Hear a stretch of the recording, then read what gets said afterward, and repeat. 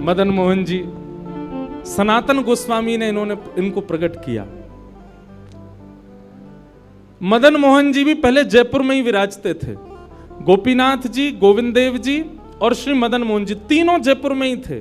बहुत ध्यान से सुनिए सब लोग।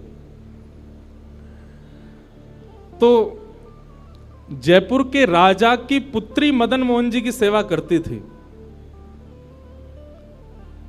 मदन मोहन जी को लाड़ लड़ाती, पूरे दिन उन्हीं को सजाती रहती, उन्हीं का श्रृंगार करती, सेवा करती। राजा स्वयं गोविंद देव जी की सेवा करते और उनकी जो पत्नी थी वो गोपीनाथ जी की, मतलब पूरा परिवार ही तीनों ठाकुर की सेवा करते थे। अलग अलग भवन में, अलग अलग महलों में ठाकुर जी विराजते थे। तो राजा की पुत्री का विवाह हुआ करौली राजस्थान में, जहां मदन मोहन जी अभी विराजते हैं। तो राजा की पुत्री का जब विवाह हुआ तो पुत्री से राजा ने कहा, बिटिया ये बताओ तुम्हारा विवाह है, तुमको हम दहेज में क्या दें? वैसे तो हमने सब दिया, लेकिन फिर भी तुम्हारी कोई इच्छा हो तो मांगो। उसने कहा, पिताजी मुझे सबसे ज्यादा प्रेम श्री मदन मोहन जी से है। आप माता जी और पूरा परिवार गोविंद देव जी, गोपीनाथ जी की सेवा किया करो। मदन मोहन जी को मैं ले जाऊं अपने साथ, अपने ससुराल में इनकी सेवा करूंगी। बड़ी अच्छी कथा है, ध्यान से सुनना। राजा रोने लगा, अपनी पुत्री के चरणों में सर झुका के बोला, मुझे क्षमा कर दे पुत्री, तू जो मांगेगी सो दूंगा, पर ये मेरे हृदय है, मैं इनको नहीं दे सकता। मैं वृंदावन से मुगलों से बचा करके इनको लेके आया हूं। वैसे तो ठाकुर जी को बचने की कोई आवश्यकता, ठाकुर जी कृपा करके आए हैं जयपुर में राजा के ऊपर, पर इनको देख करके मेरे प्राण बचते हैं। तू जो मांगेगी सो दे दूंगा। पर मदन मोहन जी बोले, पिताजी गोविंद देव जी, गोपीनाथ जी हैं ना आपके पास में, मदन एक ठाकुर जी मुझको दे दो। यहां राजा की जिद हो गई, नहीं दूंगा। पुत्री की जिद हो गई कि मुझे तो चाहिए, नहीं तो मैं विदाई नहीं होंगी।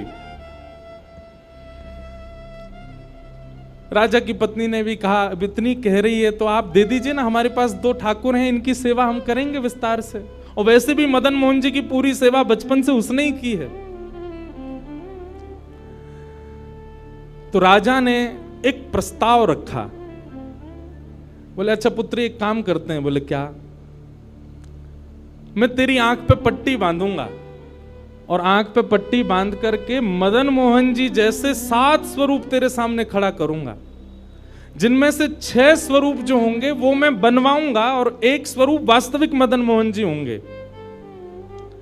आंख पे पट्टी बांध करके तुझे स्पर्श करके अगर तूने असली मदन मोहन जी को पहचान लिया तो मैं ये मान जाऊंगा कि तू नहीं, ठाकुर जी तेरे संग जाना चाहते हैं। ठाकुर जी की इच्छा पता चल जाएगी। तो राजकुमारी बोली, ठीक है, आप ये प्रयोजन कीजिए। राजा ने महाराज कारीगरों को बुलवाया और मदन मोहन जी के डिट्टो कॉपी 6 स्वरूप बनवाए और 6 स्वरूप बनवा करके मदन मोहन जी सहित 7 स्वरूपों को खड़ा किया। पुत्री के आंख पर पट्टी बांध दी, एक जैसा इत्र, एक जैसी पोशाक, एक जैसा मुकुट, एक जैसा श्रृंगार, सब कुछ बिल्कुल एक जैसा। और कहा, पुत्री अब तू इनमें से जो 7 में से पहचान लेगी, अगर असली तेने पहचान लिए तो मैं तेरे संग भेज दूंगा। उसने हाँ तो बोल दिया, लेकिन वो कांपने लगी, घबराने लगी।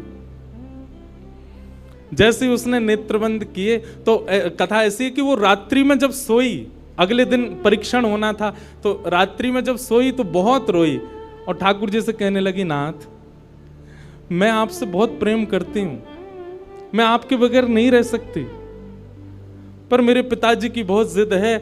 अब कहीं मैं आपको नहीं पहचान पाई, मेरे तो प्राण ही निकल जाएंगे, विदा होना तो बहुत दूर की बात है।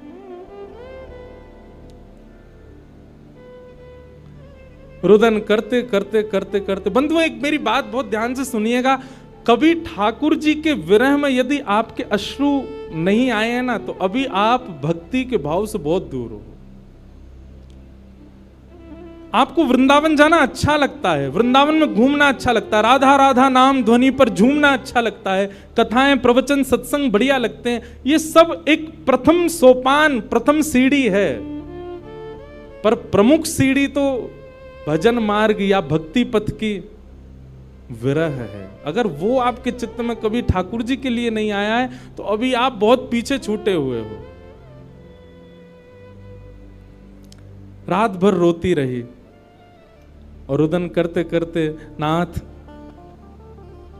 मैं कैसे पहचानूंगी कि आप सत्य कौन से हो। मदन मोहन जी उसके स्वप्न में आ गए और स्वप्न में आकर के बोले, तू चिंता मत करे, तेरो ही मन ना है मोह ले जावे को, मेरो भी मन है रो तेरे संग जावे को। अरे जे सब मेरी सेवा तो करें पर तेरी जैसी सेवा तो कोई करेगा ना, मेरो भी बड़ो मन है तेरे संग चलवे को। तो उसने कहा, तो नाथ कुछ कृपा तो करो। बोले हाँ मैं एक काम करूंगा। बोले कहा, तू सबरे स्वरूपन को जब स्पर्श करेगी ना तो असली मदन मोहन जो मैं हूं, तू मेरे हाथन को स्पर्श करियो। तो हाथ कैसे? ऐसे।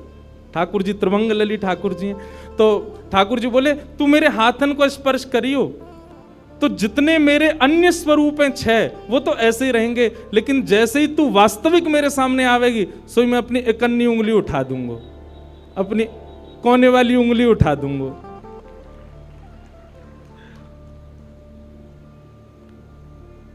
ठाकुर जी कितना प्रेम करते हैं अपने भक्त से। ठाकुर जी बोले मैं अपनी इकन्नी उंगली उठा दूंगा और तू स्पर्श करती करती मेरी जैसे इकन्नी उंगली उठे वाकू पकड़ लियो और तुरंत पिताजी से कह दियो, जय रे मदन मोहन जी, मैं चल दूंगा तेरे संग। अब तो दूसरे दिन वो पिताजी के पास गए, पिताजी जल्दी करिए, कब चलना है कब? बोले तुझे तो इतना विश्वास है जैसे तू वास्तविक में मदन मोहन जी को ले ही जाएगी, लेकिन बिटिया तू भी याद रखियो मैंने ऐसे स्वरूप बनवाए कि कोई बता ही नहीं सकता कि असली मदन मोहन कौन से। बोले पिताजी आप सन्मुख पधराओ। तो महाराज भीड़ लग गई देखने वालों की, पूरा राजभवन इकट्ठा हो गया जयपुर का। 7 स्वरूप विराजमान हुए। पुत्री के आंख पर अभी विवाह हुआ, उसका विदाई नहीं हुई है, आंख पर पट्टी बांध करके और कहा जाओ, अगर मदन मोहन जी की इच्छा होगी तो तू ढूंढ ले। अब मदन मोहन जी तो पहले ही बता चुके हैं, ऐसे मिलूंगा। जैसे मानो टीचर पहले ही एग्जाम पेपर लीक कर दे, ये क्वेश्चन आने वाले तैयार कर आना। उसने जाग करके जैसे स्वरूप स्पर्श करने प्रारंभ किए, पहला बोले ये नहीं है, दूसरा स्पर्श किया ये भी नहीं है। ठाकुर जी खड़े थे 5वीं पंक्ति में, 5वें वाले थे। तीसरे स्पर्श किए, बोले ये भी नहीं है। चौथे किए, बोले ये भी नहीं है। जैसे ही 5वें का स्पर्श किया और मुखमंडल का स्पर्श किया, गले का स्पर्श किया, वक्ष का स्पर्श कर, जैसे ही ठाकुर जी की भुजा पकड़ी सो ही ठाकुर जी ने अपनी इकन्नी उंगली हिला दी। और जैसे ही इकन्नी उंगली हिलाई उसने तो, पिताजी यही है मदन मोहन जी। आहा, राजा के तो नेत्रों से आंसू गिर गए, चरणों में गिर गए, उठ करके अपनी बिटिया को गले से लगा लिया, कान में बोले बोले मैंने इकन्नी उंगली हिलते हुए देख ली। मुझे ये बात पता चल गई है कि भैया तेरी जिद नहीं है इनको ले जाने की, इनकी भी जिद है तेरे संग जाने की। और महाराज गाजे बाजे रथ में आरूढ़ करके श्री मदन मोहन लाल जी करौली राजस्थान को प्रस्थान किए। बोलो मदन मोहन लाल की। बिहरत निस दिन कुंज गलन में, ब्रज जन मन सुख धाम। मदन मोहन को रूप निरख के, मदन मोहन को रूप निरख, सनातन बलि बलि जाए। वृंदावन प्यारो वृंदावन, श्री वृंदावन मेरो। ये भैया ऐसे ही भजन नहीं बना है, ये ऐसे ही आपके झूमने के लिए कीर्तन नहीं, ये पूरा वृंदावन समाविष्ट करवा दिया हमारे गिरधरलाल जी ने एक ही पद में। पूरा वृंदावन विराज रहा है। ठाकुर जी जड़ नहीं है। दूसरा स्वरूप क्या है ठाकुर जी का? चैतन्य। कौन है ठाकुर जी? चैतन्य।